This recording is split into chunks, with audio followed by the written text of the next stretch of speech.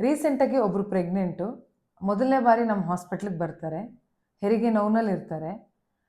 Normal delivery ಕೂಡ ಮಾಡಿಸ್ತೀವಿ. ಪಾಪು ಕೂಡ ಚೆನ್ನಾಗಿ ಹೇಳುತ್ತೆ. ಬಟ್ ಪ್ರಾಬ್ಲಮ್ ಏನಂದರೆ ಪಾಪು ವೆಯ್ಟ್ ತುಂಬ ಕಮ್ಮಿ ಇರುತ್ತೆ, ತಾಯಿ ರಕ್ತ ಕೂಡ ತುಂಬ ಕಮ್ಮಿ ಇರುತ್ತೆ. ಹೀಗೆ ನಾವು ಓಲ್ಡ್ ರಿಪೋರ್ಟ್ಸ್ ಓಪನ್ ಮಾಡಿ ನೋಡಿದಾಗ ಗೊತ್ತಾಯಿತು, ಅವರು 5 ತಿಂಗಳಾದಮೇಲೆ ಡಾಕ್ಟರ್ ವಿಸಿಟ್ ಮಾಡಿರಲ್ಲ, ಯಾವುದೇ ಥರ ರಕ್ತ ಪರೀಕ್ಷೆಗಳು ಕೂಡ ಮಾಡಿಸಿರಲ್ಲ. ಸೊ ನಾನು ಏನು ಹೇಳ್ಬೇಕಂತಿದ್ದೀನಿ ಅಂದರೆ, importance of antenatal visits.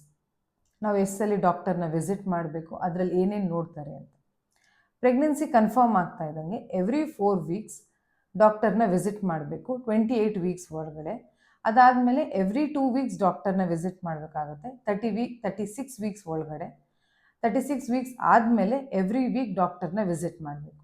So ಪ್ರತಿ ವಿಸಿಟಲ್ಲಿ BP ನಾರ್ಮಲ್ ಆಗಿದೆಯಾ, ತಾಯಿ ನಾರ್ಮಲ್ ವೇಟ್ ಗೇನ್ ಆಗ್ತಾ ಇದ್ದಾರಾ, ಕಾಲು ಊತ ನಾರ್ಮಲ್ಲ ಅಥವಾ ಅಬ್ನಾರ್ಮಲ್ ಆಗಿ ಊದ್ಕೊಂಡಿದೆಯಾ, ಅಥವಾ ಪಾಪು ವೆಯ್ಟ್ ನಾರ್ಮಲ್ ಆಗಿ ಬರ್ತಾ ಇದೆಯಾ, ಅಥವಾ ರಕ್ತ ಪರೀಕ್ಷೆಗಳನ್ನ ಮಾಡಿ ಶುಗರ್ ಏನಾದ್ರು ಬಂದಿದೆಯಾ.